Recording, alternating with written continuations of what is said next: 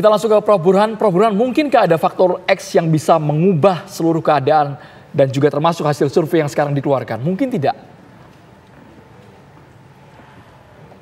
Ada dua faktor, Andro, yang sangat menentukan apakah terjadi perubahan luar biasa atau tidak. Yang pertama adalah faktor kontekstual, tingkat kepuasan terhadap Presiden Jokowi. Kalau misalnya kepuasan publik terhadap Presiden Jokowi ambrol, entah karena situasi ekonomi yang tidak menentu, itu kabar buruk buat Prabowo Gibran dan kabar baik buat Anies. Tidak juga kabar baik buat Ganjar, karena Ganjar posisinya gamang. Di satu sisi sempat mengusung narasi keberlanjutan, belakangan justru mengambil narasi perubahan yang sudah menjadi captive-nya Anies Muhaimin.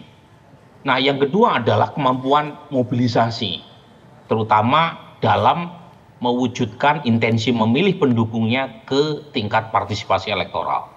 Jadi survei-survei itu tidak akan berubah kalau tingkat partisipasi turnout dari masing-masing pendukung tiga capres itu di atas 80%. Tapi kalau ternyata tingkat partisipasi pemilih itu tidak sama, tidak setara, misalnya basis pendukung Anies atau Ganjar cenderung lebih tertarik untuk menggunakan hak suaranya di hari H nanti, sementara pendukung Prabowo cenderung lebih pasif dan tidak menggunakan hak suaranya, itu kemungkinan terjadi perubahan.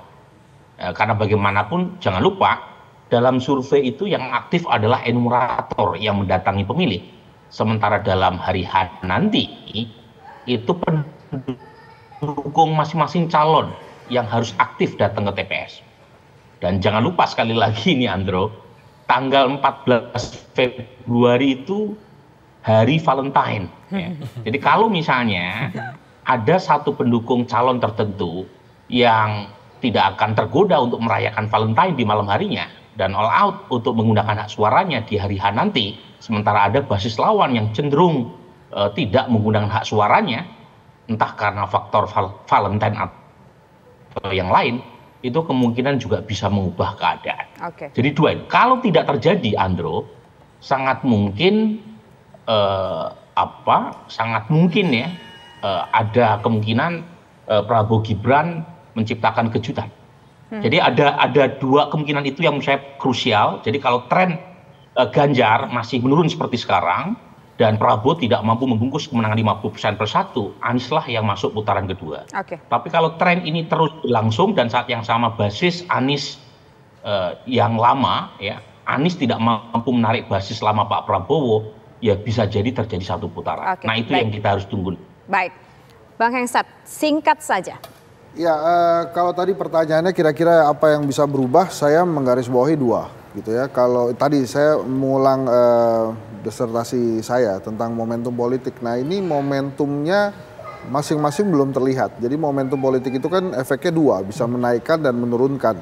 Kalau kemudian ada efek momentum politik yang menurunkan salah satu di antara tiga capres-cawapres elektabilitasnya, maka ya pasti akan diuntungkan yang lain yang menampatkan itu.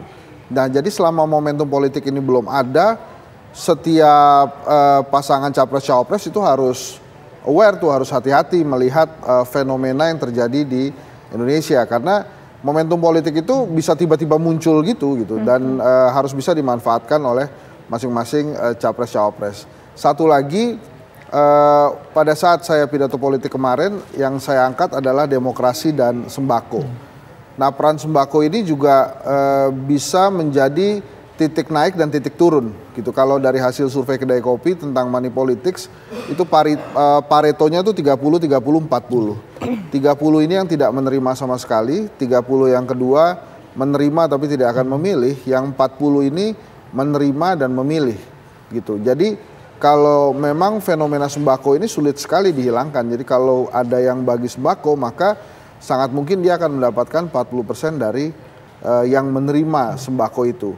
Nah, tentunya fenomena ini tidak bagus buat demokrasi, tapi memang dengan adanya fenomena sembako ini, yaitu tadi paretonya bisa dilihat bahwa ada kesempatan orang untuk mendapatkan suara dari sembako yang dibagikan. Oke, baik. Terima kasih Bang Henry Satrio, terima kasih juga Bang Haji, dan terima kasih juga Prof. Burhan sudah bergabung bersama kami di program Kabar Petang. Selamat sore semuanya.